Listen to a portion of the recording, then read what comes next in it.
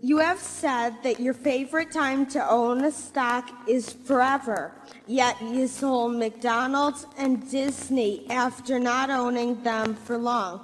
How do you decide when to hold forever and when to sell? And also, are you and Mr. Munger wearing Fruit of the Looms?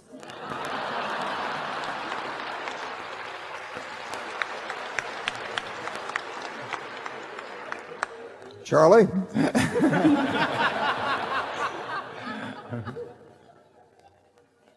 I think I better answer the question. I can answer unequivocally, I am wearing Fruit of the Loom. And I'm not sure whether Charlie wears underwear, do you? I haven't bought any new underwear in a long time, and therefore I'm inappropriately attired. He's waiting for a discount. Don't let him kid you. Well, the answer, it's a very good question about selling. I mean, it's not our natural inclination to sell. And on the other hand, and we have held the Washington Post stock since 1973. I've never sold a share of Berkshire, having bought the first shares in 1962. And we've held Coke stock since 1988. We've held Gillette stock since 1989. Held American Express stock since 1991. We had actually previously been an American Express in the 60s in Disney. So there are companies we're familiar with. We generally sell, we would sell if we needed money for something else, but that has not been the problem in the last 10 or 15 years.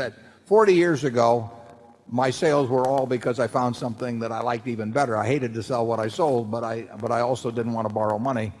So I would reluctantly sell something that I thought was terribly cheap to buy something that was even cheaper.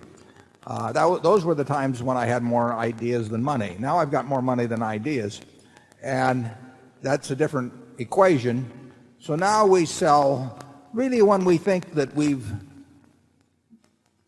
we're reevaluating the economic characteristics of the business. In other words, if you take don't want to name names, but take a stock we've sold of some sort. We probably had one view of the long-term competitive advantage of the company at the time we bought it, and we may have modified that. That doesn't mean we think that the company is going into some disastrous period or anything remotely like that. We think McDonald's has a fine future. We think Disney has a fine future, and there are others. But we probably don't think that their competitive advantage is as strong as we might have thought, as we thought it was when we initially made the decision. That may mean that we were wrong when we made the decision originally. It may mean that we're wrong now, and that their strengths are every bit as what they were before. But for one reason or another, we think that the strengths may have been eroded to some degree. A classic case on that would be the newspaper industry generally, for example. I mean, in 1970, if Charlie and I were looking at the newspaper business, we felt it was about as impregnable a franchise as could be found. We still think it's quite a business, but we do not think the franchise in 2002 is the same as it was in 1970. We do not think the franchise of a network television station in 2002 is the same as it was in 1965. And those beliefs change quite gradually, and who knows whether they're precise, whether they're right even, but that is the reason in general that we sell now. If we got into some terribly cheap market, we might sell some things that we thought were cheap to buy something even cheaper after we'd bought lots and lots of equities, but that's not the occasion right now. Charlie? Nothing to add.